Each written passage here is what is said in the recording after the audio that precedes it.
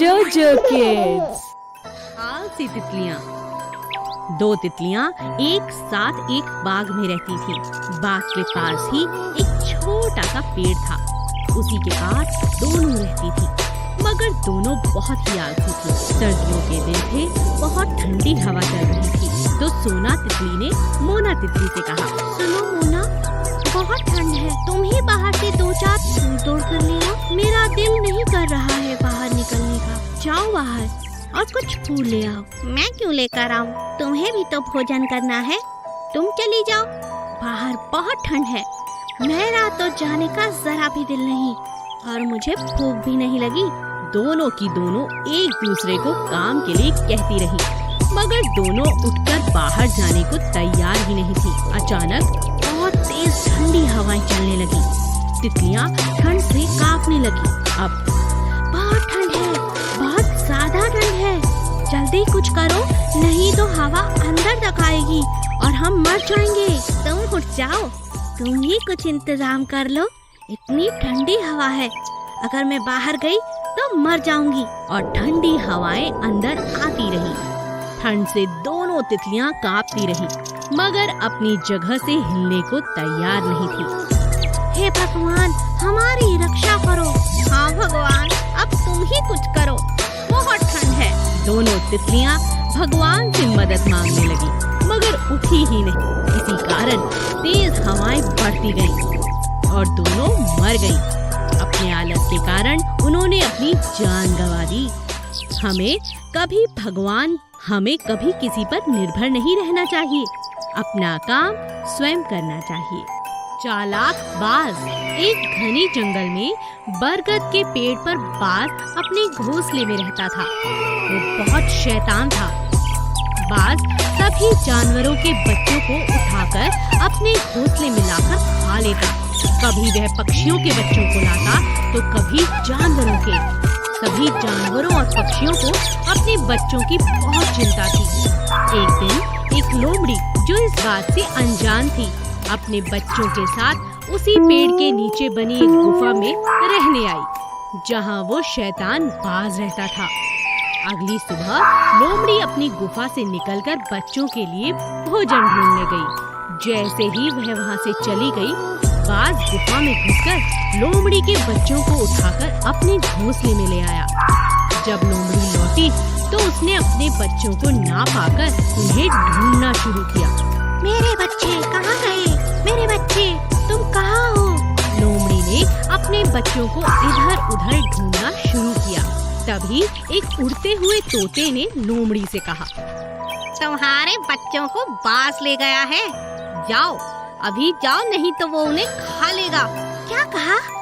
बाज? हे बाज, मुझे मेरे बच्चों को लौटा दो। ये अभी बहुत छोटे हैं, इन्हें मत खाओ, इन्हें लौटा दो। बाज जानता था कि लोमड़ी उसके घोंसले तक नहीं पहुंच सकती। नहीं, मुझे बस इन्हें ही खाना है।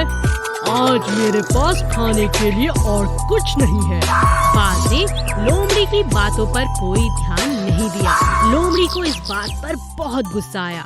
लोमड़ी ने एक उपाय निकाला। लोमड़ी पास बने मंदिर से जलती हुई लकड़ी को लेकर आई और बाज को डराने लगी।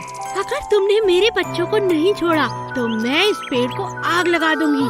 धुएं से तुम भी मर जाओगे और इस आग में तुम भी मर जाओगे। अगर तुमने मेरे बच्चों को खाया, मैं तुम्हें जिंदा नहीं छोड़ूंगी। आग की गर्मी और धुएं से बाज बहुत डर गया और उसने लोमड़ी के बच्चों को लौटा दिया। लोमड़ी के छोटे छोटे बच्चे माँ के पास दौड़ते हुए आए। लोमड़ी को पाकर सभी बच्चे बहुत खुश हुए। लोमड़ी ने अपनी समझदारी से अपने बच्चों की जान बचाई। मछली और मोर। नदी के किनारे एक सुंदर सा मोर रहता था, जो नदी में रहने वाली सोना मछली का सबसे अच्छा दोस्त था। दोनों पूरा दिन साथ में रहते। मोर रोज मछली से मिलने आया करता था। एक दिन मोर ने देखा कि एक मछुआरा बहुत सी मछलियों को पकड़ने के लिए जाल बिछा रहा था। हे भगवान, अब क्या होगा? मेरी दोस्त सोना अभी आती ही होगी मुझे मिलने। आज तो उसे ये मछुआरा कहीं अपने साथ ही ना ले जाए। मुझे कुछ करना चाहिए। हे भगवान, मेरी मदद करो। तभी उसने पास ही खेल रहे चूहे से मदद मांगी। चूहे दोस्त, मुझे तुम्हारी मदद चाहिए। तुमने अगर मेरी मदद की तो आज मैं अपनी दोस्त और नदी की काफी मछलियों की मदद कर पाऊंगा और उनकी जान बचा पाऊंगा। पर मैं कैसे तुम्हारी मदद कर सकता हूँ? मैं बताता हूँ। दोनों ने मिलकर एक योजना बनाई और चल पड़े नदी की ओर। बस कुछ ही देर में मछलियाँ मेरे कांटे में फंस जाएंगी और फिर मैं आज खाने में मछली ही पकड़ कर खाऊंगा। मजा आ जाएगा। इस नदी में तो बहुत सी मछलियाँ हैं। तभी मछुआरे ने देखा कि एक मोर जो बहुत सुंदर है, बहुत खूबसूरत तरीके से नाच रहा है। मछुआरे का पूरा ध्यान कांटे से हटकर मोर पर चला गया। अरे, इतना सुंदर मोर मैंने कभी पहले मोर नहीं देखा। यह तो नाच रहा है। वाह, मजा आ गया। इसी बात का फायदा उठाकर एक चूहा मछुआरे के कपड़ों में घुस गया और दूसरे ने जोर से मछुआरे के जाल को काटना शुरू किया। अरे अरे, ये क्या? मेरे कपड़ों में क्या है? अरे बचाओ! अरे अरे, ये चूहा कहाँ से आया? अरे भागो! चूहे के काटते ही मछुआरे के हाथ से जाल छूट गया और वो दुम दबाकर जंगल से भाग गया। चूहा और मोर सोना मछली की जान बचाने में कामयाब रहे और इस तरह अब सिर्फ सोना मछली और मोर ही नहीं, चूहा भी उनका अच्छा मित्र बन चुका था। तुम्हारा बहुत बहुत शुक्रिया। मोर ने अपनी दोस्त की जान बचाने के लिए चूहे का शुक्रिया अदा किया। शैतान कौवे।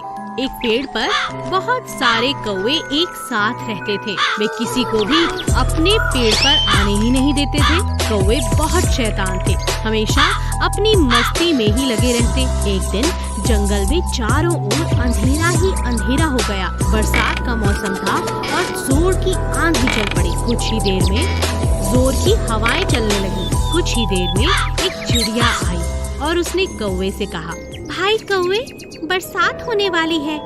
मुझे भी थोड़ी देर अपने पेड़ पर शरण दे दो। क्या मैं थोड़ी देर यहाँ रुक जाऊँ?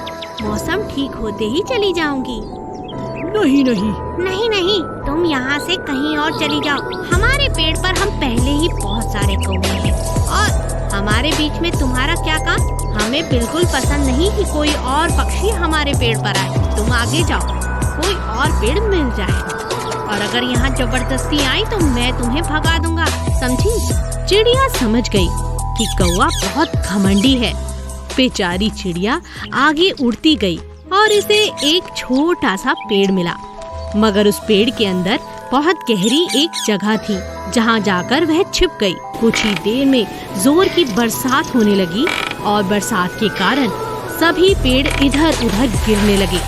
चिड़िया का पेड़ बहुत छोटा सा था मगर मजबूत था, इसी कारण वह पेड़ नहीं गिरा। पूरी रात बरसात होती रही। जब सुबह हुई तो चिड़िया ने देखा कि सारे कौवे नीचे पड़े हुए थे, क्योंकि ओलों की मार के कारण सारे कौवे उस पेड़ से नीचे गिर गए थे। एक कौवे ने चिड़िया को देखा और बोला, तुम यहाँ पर थी, तुम्हें कुछ नहीं हुआ? हमें देखो, कितनी चोट आई है। आंधी और ओलों के कारण हमारा पेड़ गिर गया और हमें बहुत चोट आई है। भगवान ने मुझे सहारा दिया। भगवान के भरोसे ही मैं इस पेड़ पर रही, इसी कारण मैं आज भी जिंदा हूँ। मुझे तो एक खरोंच भी नहीं आई। तुमने तो मेरी मदद भी नहीं की, इसीलिए भगवान ने तुम्हें दंड दिया है। चिड़िया की बात सुनकर कौवे बहुत शर्मिंदा हुए। हमें माफ कर दो, आगे से हम भी बाकियों की मदद करेंगे। स्वच्छ हाथी। एक जंगल में हाथी रहता था। उसे साफ सफाई का बड़ा शौक था और खुद को भी हमेशा साफ रखता था। वह जिस भी जानवर को गंदा देखता उसे वहीं डांट लगा देता। हमेशा गंदे क्यों रहते हो? जाओ, स्वच्छ रहो, अपने आप को साफ सुथरा रखा करो। जानवरों को उसकी बातों का बहुत बुरा लगता। हाथी ने देखा कि उसका शरीर बुरी तरह गंदा हो चुका है। मैं कितना गंदा हो गया हूँ। आज सुबह ही तो नहाया था। मेरे हाथों और पैरों में कीचड़ लगा है। मुझे नदी पर जाकर दोबारा नहाना होगा। और हाथी नदी की ओर चल पड़ा।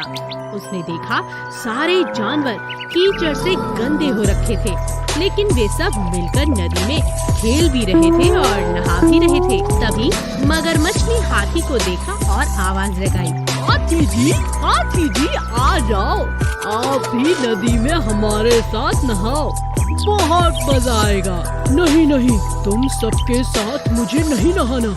तुमने तो सारा पानी गंदा कर दिया। अगर मैं तुम लोगों के साथ नहाया तो मैं और भी गंदा हो जाऊंगा। ठीक है, तुम कहीं और चले जाओ। हाथी वहाँ से आगे बढ़ा और दूसरे तालाब के पास पहुँचा। वहाँ मेंढक मछली अपने दोस्तों के साथ नहा रहे थे। क्या करूँ मैं? हर जगह नदी में, तालाब में सब जानवर एक साथ नहा रहे हैं। अब कोई और चारा नहीं, मुझे भी इनके साथ नहाना होगा। मैं और गंदा नहीं रह सकता। क्या मैं भी तालाब में नहाने आ सकता हूँ?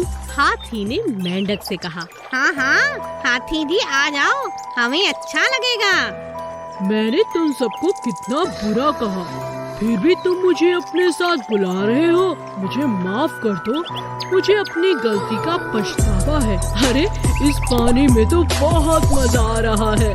हाथी को सभी जानवरों के साथ तालाब में मजा आने लगा। अरे मैं तो ऐसा सोचता था कि बाहर रहने में ही भलाई है, मगर तुम लोगों के साथ नहाना बहुत दिलचस्प है।